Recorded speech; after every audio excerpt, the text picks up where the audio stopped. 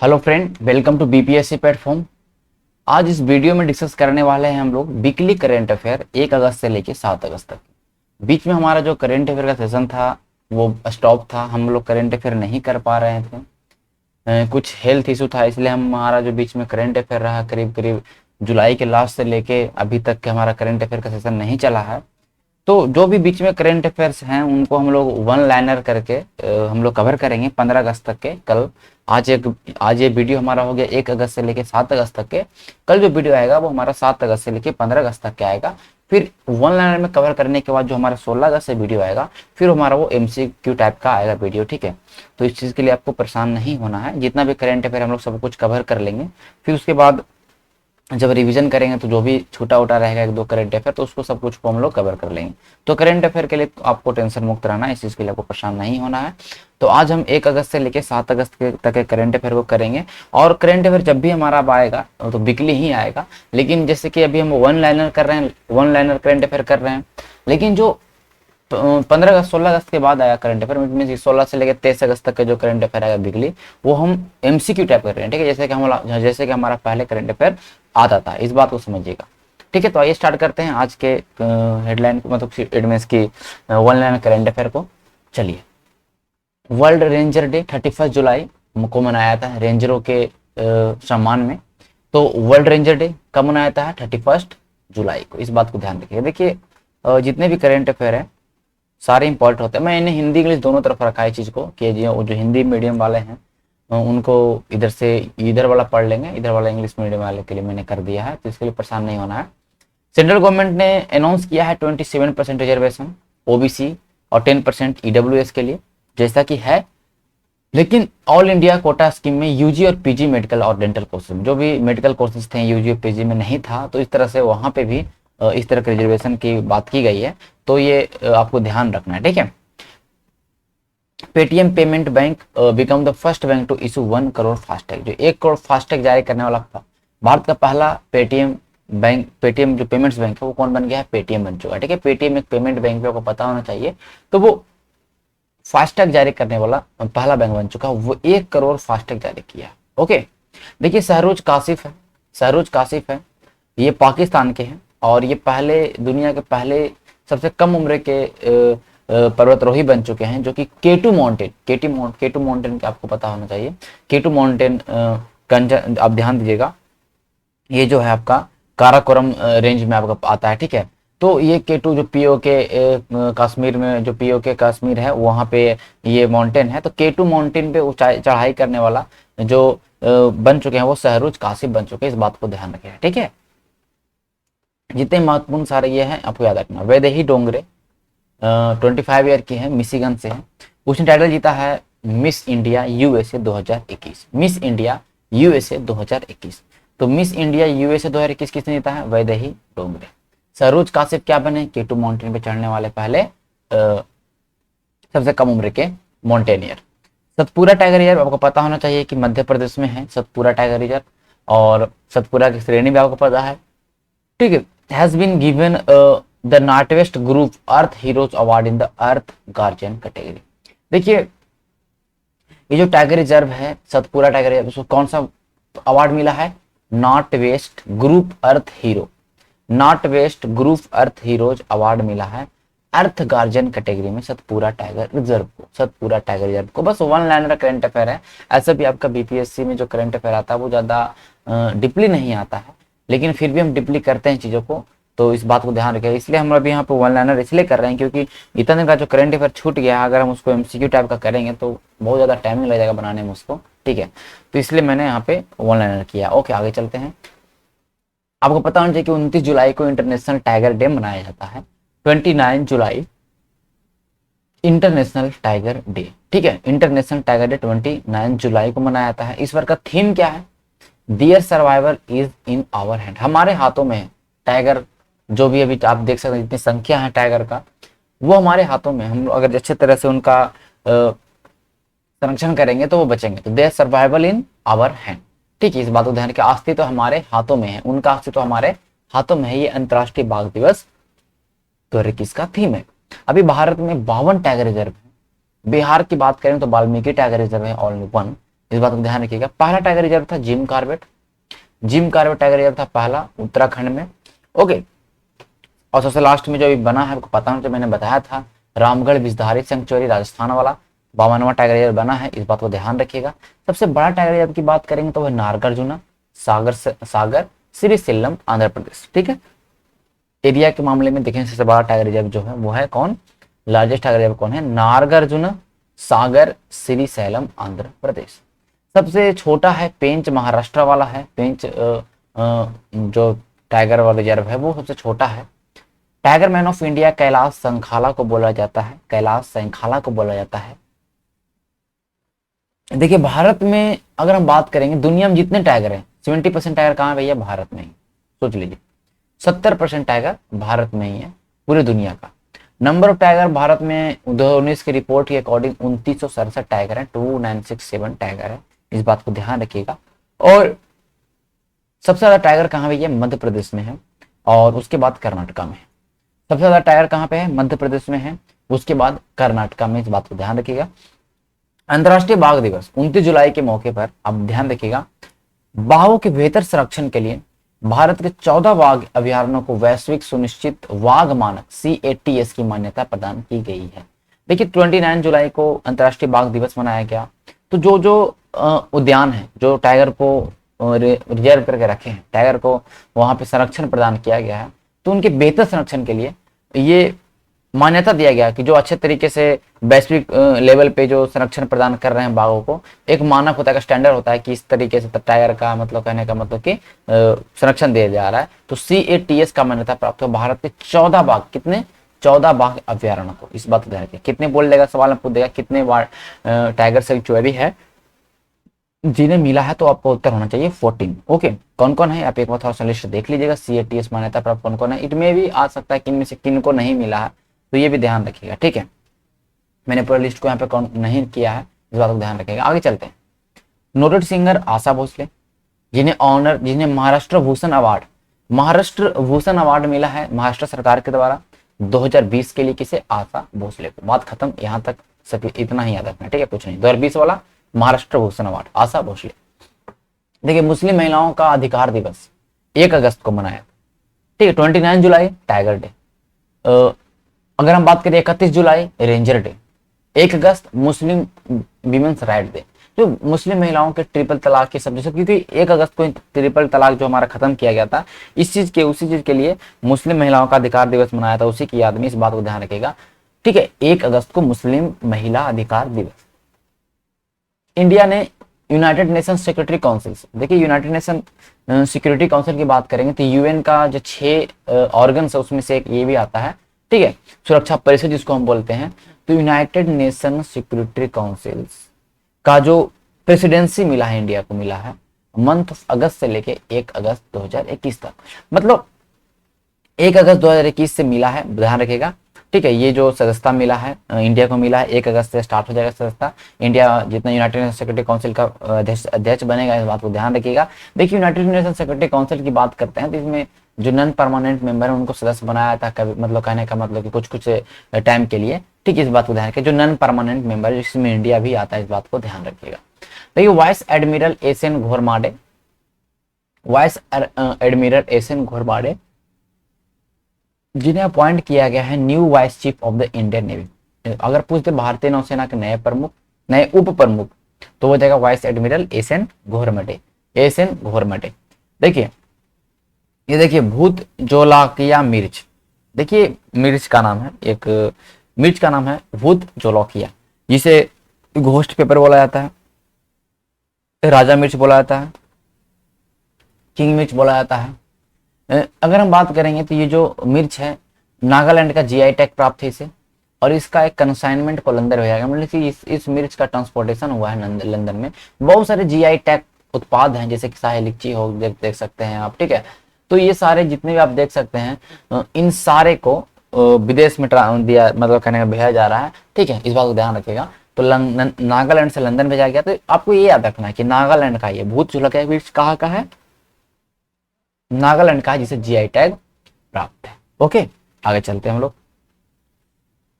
देखिए defence expo Gandhinagar Gujarat में 11 से 13 मार्च 2022 में होगा। पिछला डिफेंस एक्सपो कहाँ हुआ था? लखनऊ में हुआ था। ठीक है, जो पिछला डिफेंस एक्सपो हुआ था वो कहाँ हुआ था? लखनऊ में हुआ था। अगला डिफेंस एक्सपो कहाँ होने वाला है? गांधीनगर 11 से 13 मार्च तक। ठीक है, और ये जो है 12th एडिशन से 11th addition Lucknow, 12th addition Gandhinagar. इस बार का टैगलाइन क्या भैया? India the emerging defence manufacturing hub. India जो है डिफेंस वाले जो भी इक्विपमेंट्स हैं उनका मैन्युफैक्चरिंग हब बन चुका है, इस बात को ध्यान रखिएगा। मतलब टैगलाइन है India the emerging defence manufacturing hub. आगे आने वाले समय में इंडिया डिफेंस के जितने भी इक्विपमेंट्स हैं उनका बहुत ज़्यादा निर्माण करेगा। तो ये है India emerging the defence manufacturing hub. देखिए डॉक्टर साइरस पूनावाला, ठीक है, जो सेरम इंस्टीट्यूट ऑफ इंडिया जो है, सेरम इंस्टीट्यूट ऑफ इंडिया जो SII, उनके प्रेसिडेंट है डॉक्टर साइरस पूनावाला, आपको पता होना चाहिए, जो उन्होंने वैक्सीन बनाया इस इंस्टीट्यूट में बहुत ज़्यादा। और इनको अवार्ड मिला है Lokmanya Tilak national award, Lokmanya Tilak national award. देखिए Maharashtra Bhushan award Asha Bhosle 2020, Lokmanya Tilak national award 2021 Cyrus Poonawalla. कुछ ऐसे अवार्ड हैं जो आपको याद रखने हैं। बीपीएससी में सवाल सिंपल ही आते हैं। अगर करेंट अफेयर की बात करेंगे 30+ करेंट अफेयर होता है, तो एक बहुत ज़्यादा अगर आप बात करेंगे तो महत्वपूर्ण होता है। दीपक दास को अपॉइंट किया गया 25 CGA। देखिए इसके पहले कंट्रोलर जनरल ऑफ अकाउंट्स, नियंत्रक महालेखा परीक्षक जो थे, ठीक है, नियंत्रक लेखा महानियंत्रक जो थे पहले, इसके पहले वो थे सोमाराय वर्मन। बट उसके जगह पर अब जो 25th CGA बने हैं वो बने हैं दीपक दास। देखिए CAG और CGA में बहुत अंतर, इस बात को ध्यान रखिएगा, कभी भी इस चीज का कंफ्यूजन नहीं होना है। CAG अभी गिरीश चंद्र मुर्मू है, ठीक है, लेकिन ये CGA की मैं बात कर रहा हूँ। कंट्रोलर जनरल इसको बोलते हैं comptroller and auditor general of India, ठीक है। और ये हो गया हमारा, क्या हो गया? कंट्रोलर जनरल ऑफ अकाउंट्स, केवल ये अकाउंट्स को देखता है, ठीक है, लेखा को देखता है। ये यहाँ पे ऑडिट भी करता है, ऑडिट वाला चीजों को भी देखता है, इस बात को ध्यान रखिएगा। तो ये CAG है, ठीक है। तो कौन बने हैं CGA? दीपक दास। और CAG कौन है? आपके गिरीश चंद्र मुर्मू। उड़ीसा कैपिटल भुवनेश्वर बन चुका है पहला कंट्री जो 100% सारे लोगों को वैक्सीन दे दिया है। अपने जितने भी वहाँ के लोग हैं सबको वैक्सीन देने में 100% जो ये हासिल किया वो कौन किया है? उड़ीसा का कैपिटल भुवनेश्वर। कौन किया है? भुवनेश्वर, ठीक है। आगे चलते हैं। देखिए हाल में ही वियान गांव था जिसने अपने वियान गांव जम्मू कश्मीर में था। तो वियान था जो सबसे पूरे अपने जितने भी, वो ऐसा गांव बन चुका जहाँ के 100% लोगों को वैक्सीन मिला, ठीक है। इसरो का एक मिशन है, इसरो और नासा का मिशन है निसार मिशन, निसार, ठीक है, देख सकते हैं निसार मिशन, ठीक है। इसका फुल फॉर्म देख सकते हैं सिंथेटिक अपर्चर रडार फ्लैट, ये जो मिशन है, ठीक है, यहाँ निसार होना चाहिए, निसार लिखा गया, ठीक है, कोई बात नहीं। चलिए, तो ये जो निसार मिशन है वो लॉन्च होगा 2023 में। चलिए बात को ध्यान रखें। तो पूछ देगा कि निसार मिशन किन किन दो स्पेस एजेंसी का मतलब मिशन है? तो ये इसरो का और नासा का, ठीक है। अब देखिए इसका मिशन क्या है? Global measurement of land surface change using advance radar imaging. देखिए जो रडार इमेजिंग है उसका उपयोग करके भूमि की सतह में परिवर्तन का वैश्विक मापन करना, जो भूमि का सतह कितना परिवर्तन हो रहा है, भूमि का जो सतह है, जो अर्थ का सतह है, वो क्या परिवर्तन हो रहा है, उस चीज के लिए इस मिशन का उपयोग मतलब किया जा रहा है, इस बात को ध्यान रखिएगा। अब देखिए इटली ने अभी हाल में ही G20 का जो सांस्कृतिक मंत्रियों का जो मीटिंग था उसका अध्यक्षता किया है। देखिए G20 का जितना मीटिंग होगा इस बार वो सब कौन करेगा? इटली करेगा, क्योंकि अध्यक्षता किसके पास है? इटली के पास है। ओके, देखिए G20 का अगर हम बात करें 2021 वाला किसके पास है? इटली के पास। 2020 वाला किसके पास था? सऊदी अरेबिया के पास। 2022 वाला किसके पास होगा? इंडोनेशिया के पास। 2023 वाला किसके पास होगा? हमारे इंडिया के पास। देखिए तो आई में पहला Italy, then Indonesia, then India, ठीक है। सबसे लास्ट में इंडिया को याद रखना है, इस बात को ध्यान रखिएगा। इधर Italy 2021, 22 and this is the 23, ठीक है। ये G20 का अध्यक्षता मतलब हेल्ड जहां पे होगा और अध्यक्षता वही करेगा, ठीक है, देखिएगा। और इस बार जो इंडिया की तरफ से जो शामिल हुई थी वो है मिनिस्टर ऑफ स्टेट हैं, ठीक है, राज्य मंत्री हैं, सांस्कृतिक राज्य मंत्री हैं मीनाक्षी लेखी। चलिए आगे चलते हैं। हरियाणा के चीफ मिनिस्टर ने एक प्रोग्राम लॉन्च किया, हर हित रिटेल स्टोर किया वहां एम्प्लॉयमेंट जनरेट करने के लिए। तो हर हित रिटेल स्टोर क्या है, नहीं है, ठीक है, इस बात को ध्यान रखिएगा। हम लोग डिस्कस करेंगे इसको। जितने भी आपके स्कीम इस बार लॉन्च हुए, स्कीम का एक वीडियो ही बनाया जाएगा स्टेट वाइज, ठीक है। एक वीडियो रहेगा 30 से 35 मिनट का। जितने भी स्कीम हैं, जितने भी कैंपेन हैं, सबका एक मतलब हम लोग करेंगे, करने का मतलब कंपाइल करेंगे, और उससे सवाल कहीं से नहीं छूटने वाला, ठीक है। हर हित रिटेल स्टोर हरियाणा ने लॉन्च किया, संजीवनी हो जाए हरियाणा ने लॉन्च किया, ठीक है। तो हरियाणा ने बहुत सारे ऐसे प्रोग्राम को लॉन्च किया, हरिहर स्कीम हरियाणा ने लॉन्च किया है, उत्तराखंड ने बहुत सारा स्कीम लॉन्च कर रहा। तो कुछ कुछ ऐसे स्टेट है जो कि बहुत लगातार स्कीम लॉन्च कर रहे हैं, लगातार कैंपेन चला रहे हैं, और महत्वपूर्ण बन जाता है। अगर बात करें बिहार के अगल बगल वाले जितने राज्य हैं, तो उनको तो आपको याद रखना ही पड़ेगा। देखिए, पद्म सचदेवा है, एक महिला है जो modern woman poet of Dogri language की अगर हम बात करते हैं, पहली महिला कवि की बात कर ले, या पहली आधुनिक महिला कवि की बात कर ले, तो वह है पद्मा सचदेवा, जिनका निधन हो चुका। तो पद्मा सचदेव किस भाषा के कवि हैं, ये पूछ दे सकता है, डोगरी भाषा, ठीक है। इस बात को ध्यान रखिएगा। आगे चलते हैं। डिक्टेटर मिन औंग हिलंग, ठीक है, मिन औंग हेलिंग, सॉरी हिलंग नहीं, हेलिंग। आपको पता होना चाहिए कि म्यांमार में मिलिट्री coup हो चुका, वहां पर जो कहने का मतलब कि प्राइम मिनिस्टर उसको हटा दिया गया था। तो ये सारा कंडीशन है। तो जो वहां के जो तानाशाह हैं, उनका नाम आपको पता है कि क्या नाम है, मिन औंग हेलिंग। उसने खुद को इंटरिम प्राइम मिनिस्टर, ठीक है, अंतरिम प्रधानमंत्री बनाया है कुछ समय के लिए, खुद को घोषित किया है। चलिए, बात इतना सफिशिएंट है। Union minister of youth affair मतलब खेल मंत्री, यूथ अफेयर्स एंड स्पोर्ट मतलब खेल मंत्री, युवा मामले के मंत्री, अभी पता है कि अनुराग सिंह है। इसके पहले किरण रिजिजू थे। तो टोक्यो में अभी ओलंपिक हुआ, ओलंपिक पे तो हमारा वीडियो आएगा ही, जितने भी मेडल्स हुए ओलंपिक संबंधी, जितने भी सवाल हुए इस बार क्या क्या चीजें हैं, 10 से 15 मिनट का वीडियो आएगा ओलंपिक के लिए, ठीक है। तो ध्यान दीजिएगा। तो अनुराग सिंह जो है ये भी खेल मंत्री हैं, और टोक्यो में फिर से जैसे एक ओलंपिक हुआ, सिंपल। पैरा ओलंपिक, जो डिसेबल्ड लोग हैं उनके लिए होता है पैरा ओलंपिक। तो पैरा ओलंपिक होने वाला है, और पैरा ओलंपिक के थीम सॉन्ग है कर दे कमाल तू, कर दे कमाल। इसके पहले देखिए, जो अगर ओलंपिक की बात है, लक्ष्य तेरा सामने है, ठीक है, ये आपने सुना था। ये है कर दे कमाल तू, ये पैरा ओलंपिक का गेम का थीम सॉन्ग है, ऑनलाइन लॉन्च किया गया है। देखिए, अगर हम बात करेंगे टोक्यो ओलंपिक का शुभंकर क्या था, बताइए। टोक्यो ओलंपिक का शुभंकर क्या था, कमेंट करना आपको, ठीक है। देखिए, टोक्यो पैरा ओलंपिक का शुभंकर क्या है, सोमेटी। तो पैरा ओलंपिक का सोमेटी है, और टोक्यो ओलंपिक का क्या है आपको बताना, मैंने बताया था। और इस गाने को कौन लिखा है, एक दिव्यांग क्रिकेटर है, संजीव सिंह लखनऊ के, उन्होंने लिखा है। टोक्यो ओलंपिक 24 अगस्त से स्टार्ट होगा, 5 सितंबर तक चलेगा, ठीक है। ये हो गया हमारा इंडियन कंटिजेंट फ्लैग बीरर। देखिए, ध्यान रखिएगा, ओलंपिक है तो सवाल एक फिक्स है, एक सवाल तो कम से कम फिक्स है, एक नंबर तो आपका उससे आएगा ही।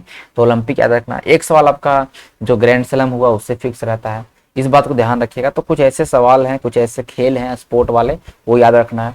अभी हाल में ही अगर हम बात करते हैं कि बिहार में जितने भी योजनाएं हुए स्टार्ट हुए, उनसे सवाल आएगा। तो कुछ ऐसे एरियाज हैं जो जिनको आपको कवर करते रहना है। करेंट अफेयर्स में आपका एक भी सवाल नहीं छूटना चाहिए, जितना मैंने करेंट अफेयर में करवा दिया हूँ उसे सवाल बाहर नहीं आना भी चाहिए, ठीक है। तो देखिए, एक जो ध्वजारोहण की बात करते हैं, ध्वज भाव, जैसे खेल स्टार्ट होता है तो हर एक देश का एक कस्टमर तो कहने का लीड करता है। तो जो झंडा लेके, तो फ्लैग बीरर कौन है, मैंने बताया इसके बारे में, मरियम्पन थंगा वेलू, जो कि गोल्ड मेडलिस्ट भी रह चुके हैं हाई जंप में 2016 रियो पैरा ओलंपिक्स में। तो मरियम्पन थंगा बेलू है, इस बात को ध्यान रखिएगा। ओके, आपको कमेंट करके ये बताना है कि जो टोक्यो ओलंपिक हुआ उसमें फ्लैग बीरर कौन थे, इस बात को बताना, ठीक है। उनके फ्लैग बीरर कौन कौन थे, कमेंट करके बताना। बहुत ही फेमस पर्सनालिटी है, जो मैं बोलता हूँ उसको कमेंट जरूर किया करिए। क्या होता है कि अगर आपको याद भी नहीं रहेगा तो आप कहीं से न कहीं देख के आंसर करिएगा, तो एक बार देखिएगा तो रिविजन हो जाता है, ठीक है। आगे चलते हैं। हल्दीबारी चिल्लाहटी रेल लाइन इंडिया और बांग्लादेश के बीच, ये ध्यान रखना है। हल्दीबारी और चिल्लाहटी रेल मार्ग कौन कौन देश के बीच में, भारत और बांग्लादेश। पूछ देगा भारत और बांग्लादेश, भारत और भूटान, तो भारत और बांग्लादेश के बीच में हल्दीबारी चिल्लाहटी रेल लाइन। देखिए, 7 कंपनियां हैं जिन्हें फॉर्चून ग्लोबल 500 जो कंपनी का लिस्ट है, कि विश्व में 500 महत्वपूर्ण मतलब टॉप कंपनीज कौन है, उसमें 7 कंपनियां भारत की शामिल हुई है। हालांकि रैंक अच्छा नहीं, मतलब करने का मतलब कि रैंक 1 to 100 भी नहीं है। रिलायंस इंडस्ट्री को शामिल किया गया जिसका रैंक 155 है। टाटा भी इसमें शामिल है, जो कि बहुत सब नीचे रैंक में आपको देखने को मिलेगा।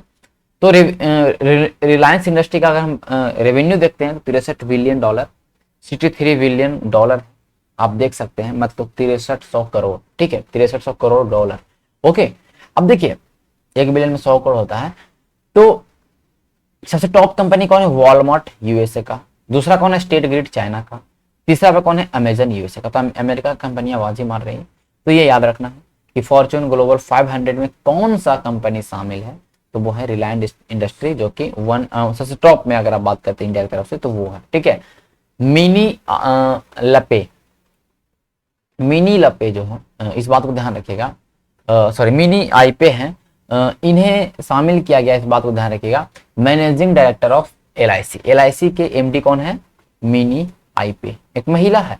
तो एमडी इन्हें शामिल किया गया, एमडी बनाया गया है एलआईसी का। एलआईसी का एमडी किन्हें बनाया गया है? मिनी आईपे का। उत्तराखंड के आपको पता है पुष्कर सिंह धामी नए सीएम भी बन चुके हैं। इन्होंने एक लॉन्च किया है application earthquake alert, earthquake alert for early, जैसे कि भूकंप आने वाला रहेगा उससे पहले बता देगा कि भैया भूकंप आने वाला। इस तरह से ये यंत्र बनाया गया, अर्थक्वेक अलर्ट ऐप बनाया गया है, सॉरी यंत्र नोट ऐप बनाया गया है। और इसको लॉन्च किसने किया? उत्तराखंड के सीएम पुष्कर सिंह धामी ने। इसको डेवलप किया आईआईटी रुड़की, आईआईटी रुड़की ने लॉन्च किया है और कोलैबोरेशन किया है उत्तराखंड स्टेट डिजास्टर मैनेजमेंट से। ठीक है, देखिए पहला ऐसा राज्य जिसने फ्लड रिपोर्टिंग सिस्टम को बताया गया, जो भी फ्लड से जो भी इम्पैक्ट हो गया, बाढ़ से जितना भी खतरा होता है सब कुछ वो असम ने किया। तो कुछ ऐसे नए नए इनिशिएटिव स्टार्ट किए गए हैं, ऐप स्टार्ट किए गए हैं, उनको आपको याद रखना है। ठीक है, चलिए आगे चलते हैं हम लोग। Recently the latest ranking of QS based student city, नया रैंकिंग जारी किया गया है QS based student city, student के लिए जो अच्छा शहर है वो रिलीज किया गया है। ये जो रैंकिंग वो क्वाड्रेलिस सैंडोम्स के द्वारा, क्यूएस के द्वारा। और इसमें अगर हम बात करते हैं तो मुंबई का रैंक 106 है, बेंगलोर का रैंक 110 है। बस इतना ध्यान रखना। लंदन पढ़ने के लिए सबसे अच्छा शहर है मुनिच सेकंड नंबर पे, सियोल और टोक्यो थर्ड नंबर पे। ठीक है, London, Munich and Seoul and Tokyo third number पे, इस बात को ध्यान रखिएगा। और इंडिया में मुंबई 106 नंबर पर, बेंगलोर 110। तो अगर हम बात करेंगे इंडिया में से पढ़ने वाला अच्छा शहर है तो मुंबई है और सेकंड में बेंगलोर है। मतलब इट मीन्स कि स्टूडेंट के लिए, ठीक है, जहाँ पे सब कुछ फैसिलिटी है, जहाँ पे ज्यादा पढ़ाई का स्कोप है, मतलब ठीक है। लियोपार्ड डायरी एक बुक है, the rosette in India, leopard के ऊपर लिखा गया है संजय गुब्बी के द्वारा। संजय गुब्बी का एक बुक है लियोपार्ड डायरी। तो लियोपार्ड जितने भी चीता हैं उनके ऊपर ये लिखा गया बुक है leopard diary, the rosette in India, the rosette in India. तो बुक का किसने लिखा है? संजय गुब्बी। किसने लिखा? संजय गुब्बी। माई ओवन मजगांव, मेरा अपना मजगांव, ये बुक लिखा गया है रमेश बाबू के द्वारा, कैप्टन रमेश बाबू के द्वारा। ठीक है, कैप्टन रमेश बाबू के द्वारा। लियोपार्ड डायरी संजय गुब्बी, ओवन मैगजगांव रमेश बाबू। देखिए जगदीश भगवती हैं और सीएन रंगाराजन जो कि आरबीआई के पहले गवर्नर रह चुके हैं। जगदीश भगवती और सीएन रंगाराजन हैं जिन्हें professor CR Rao centenary gold award, ठीक है, प्रोफेसर CR राव शताब्दी स्वर्ण पदक बोल दें या सेंटेनरी गोल्ड अवार्ड बोल दें, दो लोगों को मिला, जगदीश भगवती और CR रंगाराजन, सी रंगाराजन। इस बात को ध्यान रखिएगा, बहुत ही महत्वपूर्ण ये सवाल, बहुत ही महत्वपूर्ण। जैसे छोटे मोटे ऐसे अवार्ड हैं, छोटे मोटे इट मीन्स की ज्यादा फेमस अवार्ड नहीं है, लेकिन इस तरह के अवार्ड है जो कोई आपके दिमाग से निकल जाता है, सवाल एग्जाम में आता है तो फंस जाते हैं। तो याद रखना है CR राव जैसे बोलेगा तो यहाँ पे देखिए CR है ना, सी रंगाराजन। देखते हैं आपको दिमाग में आना चाहिए सी रंगाराजन और जगदीश भगवती। चलिए, जर्मनी पांचवा कंट्री बन चुका है जो इंटरनेशनल सोलर अलायंस। देखिए इंटरनेशनल सोलर अलायंस इंडिया और फ्रेंच की सहायता से स्टार्ट किया गया था तो 2015 में। तो ये जो इंटरनेशनल सोलर अलायंस है इसमें पहला पांचवा कंट्री शामिल हो चुका है, वो कहें आपका जर्मनी। पहला कंट्री डेनमार्क शामिल हुआ था इसमें, ठीक है, सोलर अलायंस। इसके बाद ध्यान रखिए पांचवा कंट्री शामिल कौन होगा भैया? जर्मनी। कौन बना? जर्मनी। पहला कौन था? Denmark. BRO border road organisation जो है, सीमा सड़क संगठन है, जो जितने भी बॉर्डर एरिया में जो रोड बनाते हैं वो BRO बनाते हैं। तो उन्होंने दुनिया का सबसे ऊंचा रोड बना दिया है। 52 किलोमीटर लंबा रोड है, लेकिन सबसे ऊंचा कितना फीट है? 19,300 फीट। 19,300 फीट, 3 से भाग दे दीजिए, लगभग 6,000 मीटर के ऊपर ऊंचाई पे है। ठीक है, उमिंगला पास है, उमिंगला पास है लद्दाख में, वहां पे बनाया गया। उमिंगला पास है लद्दाख में, वहां बनाया। तो ये भी हाल में ही उमिंगला पास चर्चा में रहा, कहाँ पे है ये पूछ सकता है। तो उमलिंगला पास कहाँ पे भैया? लद्दाख में, ईस्टर्न लद्दाख के चुमार सेक्टर में है और वहां पे रोड बनाया गया। इससे पहले जो रोड बना हुआ था, सबसे ऊंचा रोड था बोलीविया में, ठीक है। बोलीविया और पेरू की सीमा पर आपको पता होना चाहिए कि टिटिकाका झील है, सबसे ऊंचाई पे उसकी झील है, नौकायन के लिए प्रसिद्ध है साउथ अमेरिका कॉन्टिनेंट में, आपको पता है। बोलीविया और पेरू की सीमा पे, ठीक है। तो बोलीविया में सबसे ऊंचा पे जो रोड था वो था, क्योंकि बोलीविया ऑलरेडी ऊंचाई पे है, तो वहां पे सबसे उसके नाम से ये रिकॉर्ड था, लेकिन अब कौन हो चुका है? इंडिया में। ये बात को ध्यान रखिएगा, ठीक है। देखिए हिरोशिमा डे 6 अगस्त को मनाया जाता है। हिरोशिमा डे, हिरोशिमा, पहले देखिए हिरोशिमा पर बम गिराया गया, ठीक है। फिर नागासाकी पर हीना, ये याद रखें, हीना, ठीक है। पहले हिरोशिमा पर गिराया गया लिटिल बॉय, फिर इसमें गया फैट मैन, बम का नाम है, ठीक है। पहला लिटिल बॉय और यहाँ पे fat man, little boy and the fat man. 6 अगस्त को, फिर 9 अगस्त को, 3 दिन बाद बर्बाद कर दिया पूरे अच्छे पूरी तरीके से, बेरहमी तरीके से इस दोनों शहरों को बर्बाद किया गया था सेकंड वर्ल्ड वॉर में। तो पहला 6 अगस्त 1945, दूसरा 9 अगस्त 1945 को। पहला हिरोशिमा पर लिटिल, पहले लिटिल फिर फैट मैन, ठीक है। पहले लिटिल बॉय, फिर सेकंड में फैट मैन। इस बात को ध्यान रखिए, ठीक है। पहला न्यूक्लियर बम था, सेकंड वाला आपका जो हम बात करेंगे तो आई थिंक प्लूटोनियम बम था, ठीक है। तमिलनाडु के, तो 6 अगस्त को मनाया था हिरोशिमा डे, इस बात को ध्यान रखिएगा। तमिलनाडु के सीएम है एम.के. स्टालिन, नया बने, आपको पता होना चाहिए। तमिलनाडु में बहुत सारे इनिशिएटिव अभी लॉन्च किया गया, बहुत सारा कैंपेन लॉन्च किया गया है। तो अभी doctor door health care scheme, मतलब दरवाजे पे जा जाके जिनका प्रॉब्लम रहेगा, डूर टू डूर जाके उनके देखभाल किया जाएगा, उनको मेडिकल सुविधाएं प्रदान किया जाएगा। वो स्कीम का नाम क्या है? मकलई थेडी मरुथुबम। तो नाम ही ऐसा है कि आपको याद रहेगा, ठीक है। मकलई थेडी मरुथुबम, कृष्णगिरी डिस्ट्रिक्ट से स्टार्ट किया गया, ये इतना सफिशिएंट है। धीरती बनर्जी को अपॉइंट किया गया पहला वीमेन डायरेक्टर, पहला महिला director zoological survey of India. Zoological survey of India की हम बात करते हैं, इसका हेडक्वार्टर कलकत्ता में है, ठीक है। कहाँ है? कोलकाता में। और इसके जो पहली महिला डायरेक्टर कौन बनी है, निदेशक कौन बनी है? धीरती बनर्जी, ठीक है। आगे चलते हैं। यूनियन कैबिनेट ने अप्रूव कर दिया है समग्र शिक्षा अभियान को 5 साल के लिए बढ़ा दिया गया, 2021 से 2026 तक के। इस बात को ध्यान रखना है। तो समग्र शिक्षा अभियान का नया नाम समग्र शिक्षा अभियान 2.0, समग्र शिक्षा अभियान को बढ़ाया गया है 2021 से लेकर 2026 तक के। तो ये पूछ सकता है कि समग्र शिक्षा अभियान का जो 2.0 है उसका टाइम पीरियड क्या है? 21 से 26, 20 से 26, कुछ भी पूछ सकता है। तो 21 से 26 इस साल से बढ़ाया गया 5 साल के लिए समग्र शिक्षा अभियान 2.0, ठीक है। आगे चलते हैं। सेंट्रल गवर्नमेंट ने अभी हाल में ही राजीव गांधी खेल रत्न अवार्ड का नाम कर दिया मेजर ध्यानचंद खेल रत्न अवार्ड। बहुत ही कंट्रोवर्सी रहा कि नाम क्यों चेंज कर दिया गया, राजीव गांधी खेल रत्न अवार्ड का नाम क्यों चेंज कर दिया गया। तो एक खिलाड़ी के नाम पे मेजर ध्यानचंद हॉकी के जादूगर हैं। उन्होंने ओलंपिक में गोल्ड 1928 एम्स्टर्डम में, 32 में लॉस एंजल्स में, 36 में बर्लिन में, ओलंपिक में हॉकी में गोल्ड लाए हैं। और ओलंपिक में सबसे ज्यादा गोल्ड मिला भी इंडिया को है तो हॉकी में ही मिला है।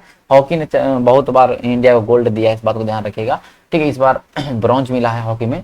तो ये कंडीशन रहा कि मेजर ध्यानचंद, जिसे हॉकी का जादूगर बोला था, उनके नाम पर जो खेल रत्न अवार्ड हुआ, जो कि कहने खेल के मामले में सबसे जो हाईएस्ट अवार्ड है वो है मेजर ध्यानचंद खेल रत्न अवार्ड हो जाएगा। नाम इसका 28 में, 32 में, 36 में कंसेक्यूटिव 3 बार लगातार ओलंपिक में गोल्ड मिला है, वो भी इनके कैप्टेंसी में, मेजर ध्यानचंद कैप्टेंसी में। इनका बर्थडे है 29 अगस्त को, इसलिए उस दिन मनाया जाता है क्या? नेशनल स्पोर्ट डे, राष्ट्रीय खेल दिवस मनाया जाता है 29 तारीख की। इस बात को ध्यान रखिएगा इनके जन्मदिन पे।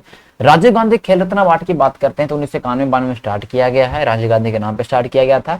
इसमें एक मेडल मिलता है, एक सर्टिफिकेट मिलता है, 25 लाख कैश मिलता है। पहले 75,000 था, ठीक है, 7.5 लाख था, अब 25 लाख कर दिया, ठीक है। ये बात याद रखना है, जो ज्यादा महत्वपूर्ण नहीं है। सबसे पहली बार जो अवार्ड मिला था विश्वनाथ आनंद को चेस के मामले में, और रोहित शर्मा को मिल चुका है, रानी रामपाल हॉकी से मिल चुका है, मनिका बत्रा को मिल चुका है, मरियम्पन थंगाबेलू जो मैंने बताया पैरा ओलंपिक का फ्लैग बीरर रह चुके हैं, ओलंपिक गोल्ड ले चुके हैं पैरा ओलंपिक्स में। विनेश फोगाट जो कि रेसलर है, इन्हें मिल चुका है। तो कुछ ऐसे नाम हैं जिन्हें खेल रत्न अवार्ड मिल चुका है, इस बात को ध्यान रखिएगा। पानी मंथ कैंपेन, पानी मंथ, ठीक है, पानी महीना आप समझ लीजिए कि कुल मिला के पानी को बचाने की बात किया जा रहा है। और ये जल जीवन मिशन का एक पार्ट है। लद्दाख के जो गवर्नर हैं, लेफ्टिनेंट गवर्नर हैं आर.के. माथुर, उनके द्वारा स्टार्ट किया गया पानी मंथ कैंपेन, पानी माह अभियान शुरू किया गया है आर.के. माथुर के द्वारा लद्दाख। ठीक है, चलते हैं आगे। Recently the world largest sapphire has been found in the Ratnapura.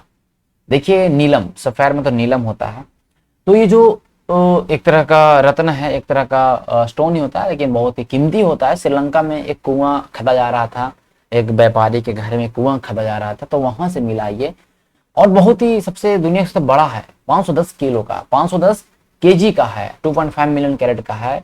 इसका नाम रख दिया सेरेंडिपिटी सफायर। ठीक है, सेरेंडिपिटी सफायर। ठीक है, सेरेंडिपिटी मीन्स क्या होता है? सेरेंडिपिटी का अगर इंग्लिश मीनिंग अगर समझते हैं तो इसका मतलब होता है कि आकस्मिक लाभ, मतलब कि हम नहीं चाह रहे थे, मतलब हमको पता भी नहीं था इस तरह का हमें लाभ हो जाए, तो उसको बोलते हैं सेरेंडिपिटी। तो सेरेंडिपिटी सफायर रख दिया है कि भैया हम तो कुआं खद रहे थे, हमको निकल गया रत्न। तो इसका देखिए अनुमानित कीमत है कम से कम $100 मिलियन। ठीक है, $100 मिलियन इसका कीमत रखा गया है। अब सोच सकते हैं कि $100 मिलियन का मतलब कितना होगा। 1 मिलियन में 10 लाख होता है, आप जोड़ सकते हैं कि 10 मिलियन में 1 करोड़, मतलब $10 करोड़ इसका कीमत है। अगर भारतीय रुपये की अगर हम बात करते हैं तो करीब 700-800 करोड़ रुपया इसका दाम आ जाएगा। और ये सेरेंडिपिटी सफायर है, श्रीलंका के रत्नपुरा से मिला है, इस बात को ध्यान रखिएगा। मनन भट्ट जिन्होंने बुक लिखा है, इस बात को ध्यान रखिए, मनन भट्ट जिन्होंने बुक लिखा है Balakot air strike how India avenge Pulwama का बदला किस तरह से इंडिया ने लिया था, उसका इस बुक को लिखने वाले हैं मनन भट्ट। ठीक है, 2019 के बालाकोट स्ट्राइक हुआ था, एयर स्ट्राइक हुआ, उसके आधार उस पर लिखा गया है, इस बात को ध्यान रखिए, मनन भट्ट। ठीक है, चलिए, India lightest made of aluminium. देखिए भारत का सबसे हल्का मेट्रो ट्रेन एल्यूमिनियम का बना, सबसे हल्का, स्टार्ट होगा पुणे में। इसमें 34 ट्रेन इंडिया में आएंगे इस तरह का, पुणे मेट्रो इटली से आएगा, ध्यान रखिएगा। बनेगा कहाँ? तीतागढ़ वैगन लिमिटेड में। इटली के कहने का मतलब कि पार्टनरशिप के साथ भारत का ये जो वैगन लिमिटेड है तीतागढ़, ये बनाएगा। हर ट्रेन में 3 कोच होंगे, ज़्यादा नहीं होगा, 3 ही कोच होंगे। ठीक है, तो और ये ध्यान रखिएगा तीतागढ़ वैगन लिमिटेड के द्वारा बनाया जा रहा है, इटली के सहयोग से। 34 ट्रेन बनेंगे, हर ट्रेन में 3 वैगन्स होंगे। सबसे दुनिया का सबसे हल्का, मतलब इंडिया का सबसे हल्का ट्रेन होगा, मतलब मेट्रो ट्रेन होगा। देखिए सबसे पहला मेट्रो ट्रेन कोलकाता में चला था 1984 में। सबसे लार्जेस्ट और सबसे बड़ा मेट्रो ट्रेन की अगर हम बात करते हैं, सबसे बीजी की बात करते हैं, तो वो कहाँ? दिल्ली मेट्रो, पता भी होना चाहिए। अभी हाल में outstanding civil engineering achievement award मिला था दिल्ली मेट्रो को, बहुत महत्वपूर्ण है। Outstanding civil engineering achievement award 2020 का मिला दिल्ली मेट्रो को। तीतागढ़ वैगन लिमिटेड की बात करते हैं, 1998 में बना भैया, और हेडक्वार्टर कोलकाता वेस्ट बंगाल है। कौन है? हेडक्वार्टर कोलकाता वेस्ट बंगाल है। ठीक है, यहाँ तक कोई दिक्कत? चलिए बताइए, यहाँ तक कोई दिक्कत है आप लोगों को? चलिए, तो ये ध्यान रखिए, तीतागढ़ कहाँ पे, हेडक्वार्टर कहाँ पे? वेस्ट बंगाल में। तो ऐसा नहीं कि पुणे में बन रहा है तो पुणे में है, ऐसा नहीं करना है, गलत हो जाएगा। चलिए, तो आज हम यहाँ तक के हमने 7 दिन के करंट अफेयर कवर किया, और जो भी हमारा लाइन वाइज, मैंने कहने का मतलब कि 1 लाइन में हमने कवर किया है। हालांकि हम इसको एमसीक्यू में हम लोग रिवीजन कर लेंगे कभी ना कभी। तो आज इस टाइम को यहीं पे समाप्त करते हैं। आप लोग वीडियो को देखिएगा, लाइक जरूर करिएगा और शेयर जरूर करिए, जितना ज़्यादा हो सकता है आप लोग शेयर करिए। और शाम को हमारा जो चलता है सेशन हिस्ट्री ऑप्शनल का, उस सेशन में जरूर रोज प्रेजेंट रहें। अगर आपका हिस्ट्री ऑप्शनल है या आप हिस्ट्री में बहुत अच्छा करना चाहते हैं, आप इस तरह से पढ़े कि किसी को और पढ़ा सके, तो आप शाम के बैच में जरूर ज्वाइन करिए 8:30 बजे डेली यूट्यूब पे। और वहां से अगर आप हिस्ट्री को कवर कर लेते हैं तो आपका ये ध्यान रख लीजिए कि कहीं से भी आपका सवाल नहीं छूटने वाला, आप किसी को भी पढ़ा सकते हैं हिस्ट्री, इतना आपके पास कैपेसिटी हो जाएगा। ठीक है, चलिए मिलते हैं कल के समय, तब तक के लिए धन्यवाद।